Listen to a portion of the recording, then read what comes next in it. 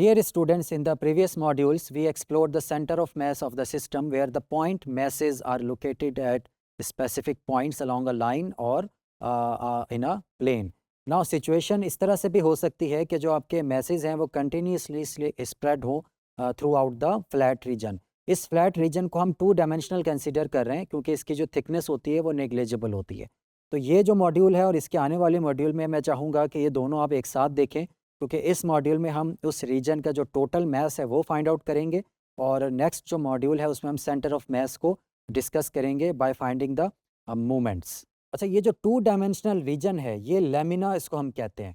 Lamina को हम इस तरह से भी डिफाइन करते हैं कि lamina can be described as a 2 dimensional region lying in a plane. ठीक है, प्लेन के ऊपर कोई भी जो रीजन होता है उसको लैमिना कहते हैं। इसका जो ज्योमेट्रिक सेंटर होता है वो सेंट्रॉइड इसको हम कहते हैं। अब हम अज्यूम ये कर रहे हैं कि जो डेंसिटी है थ्रू आउट द रीजन वो कांस्टेंट है, तो जो इस ज्योमेट्रिक जो सेंटर होगा इस पूरे रीजन का जिसको हम सेंट्रॉइड कह रहे हैं, यहीं पर आपका सेंटर ऑफ मास भी जो है वो लोकेट करेगा। ठीक है, तो आप लोगों को सबसे पहले क्या फाइंड आउट करना है, पूरे रीजन का जो सेंट्रॉइड है वो फाइंड आउट करना है। अगर आप सेंट्रॉइड फाइंड आउट कर लेंगे तो सेंटर ऑफ मास भी वहीं पर जो है वो लोकेट करेगा। लेट्स से आपका जो लेमिना है वो एक रेक्टेंगल की फॉर्म में है, जैसे कि आपके सामने एक बना हुआ है। Now the centre of mass of this lamina represents the balance point of a region. अब यहाँ पर आप इसका अगर ज्योमेट्रिक सेंटर देखें इस रेक्टेंगल का या इस रेक्टेंगुलर रीजन का, तो इसका जो ज्योमेट्रिक सेंटर होता है या जो सेंट्रॉइड होता है, यहाँ पर वो पॉइंट है जहाँ पर ये जो दोनों डायगोनल्स हैं आपस में मीट कर रही हैं। तो यहाँ पर देखें दोनों रेड डायगोनल्स को मैंने शो किया हुआ है और जो इसका दरमियान वाला पॉइंट है जो कि येलो पॉइंट है, यही इसका सेंट्रॉइड है और इस रीजन का जो आप कहते हैं कि जो सेंटर ऑफ मास है वो भी इसी पॉइंट पर जो है वो लाई करेगा। तो आप देख सकते हैं कि यहाँ पर किसी भी रेक्टेंगुलर रीजन का या कोई भी आपका रीजन है, अगर उसकी कोई ना कोई सिमेट्री एग्जिस्ट करती है तो सेंट्रॉइड फाइंड आउट करना या centre of mass find out करना रिलेटिवली ईजी हो जाता है। तो इस चीज़ को हम समझने के लिए एक सिमेट्री प्रिंसिपल स्टेट कर देते हैं कि सिमेट्री प्रिंसिपल क्या है। तो आप देखें कि सिमेट्री प्रिंसिपल ये है कि if a region R is symmetric about a line L, कोई भी रीजन अगर एक लाइन के अबाउट सिमेट्रिक होगी। सिमेट्रिक का मतलब ये होता है कि जैसे आपके पास एक पेज है, दरमियान में अगर एक लाइन को आप ड्रॉ करें तो इस पेज को आप उस लाइन के अबाउट एक जैसा बंद कर सकते हैं, तो वो सिमेट्रिक लाइन होती है। ठीक है, यानी सिमेट्रिक लाइन के दोनों तरफ जो फिगर होती है, ये जो शेप होती है वो एक जैसी होती है। तो सिमेट्री प्रिंसिपल क्या कह रहा है कि if a region R is symmetric about a line L, then the centroid of R lies on that line. यानी जो भी आपकी सिमेट्रिक लाइन होगी वो सेंट्रॉइड भी उसी लाइन में एग्जिस्ट करेगा। फॉर एग्जांपल आपके सामने देखें ये सर्कल बना हुआ है। सर्कल के केस में आप देखें कि circle is symmetric about any line passing through its centre. यानी सर्कल का आप सेंटर को मार्क कर लें और सेंटर में से आप कोई भी लाइन जो है पास करेंगे तो आप देखेंगे कि वो जो सर्कल है वो उस लाइन के अबाउट सिमेट्रिक होगी। तो इस सेंस में हम कह सकते हैं कि जो सर्कल का जो सेंट्रॉइड है वो इसका सेंटर ही होगा। इसी तरह अगर आप आइसोसेलेस ट्रायंगल को देखें, आइसोसेलेस ट्रायंगल कहते हैं जिसके 2 साइड्स जो हैं वो इक्वल होती हैं। तो ये जो सिमेट्री होती है इसकी वो एक वर्टिकल लाइन होती है जो कि जिसको हम एल्टीट्यूड भी कहते हैं, जो कि ऊपर से लेकर नीचे तक आ रही होती है, जैसे कि आप इस फिगर में देख सकते हैं।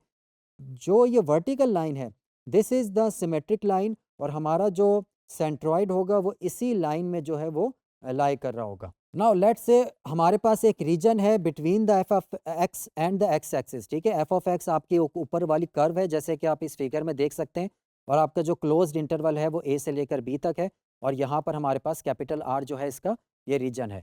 अब हमारा टास्क ये है कि इस रीजन का हमने centre of mass find out करना है। तो इस मॉड्यूल में हम देखेंगे कि इसका हम टोटल मास जो है वो निकालेंगे कि टोटल मास हम किस तरह से इसको निकालते हैं। तो तरीकाकार वही है, इस पूरे रीजन को हम मुख्तलिफ सब इंटरवल्स में डिवाइड करेंगे, यानी जो आपका क्लोज्ड इंटरवल ए बी है इसको हम सब इंटरवल्स में डिवाइड करेंगे। तो देखें यहाँ पर आपके सामने एक फिगर बनी हुई है, पूरे इंटरवल को मैंने मुख्तलिफ सब इंटरवल्स में डिवाइड कर दिया है और एक सब इंटरवल में मैंने एक रेक्टेंगल बनाया हुआ है।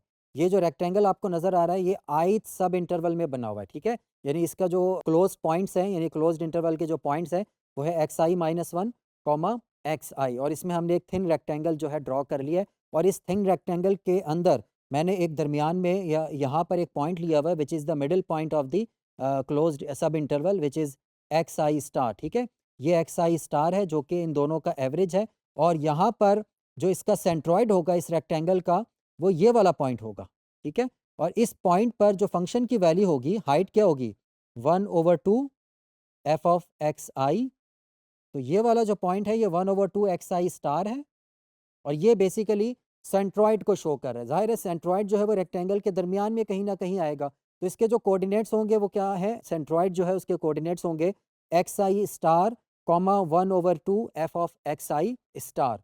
ना अब हमने क्या करना है, इस पूरा जो रेक्टेंगल है इसका हमने मैस फाइंड आउट करना है, ठीक है।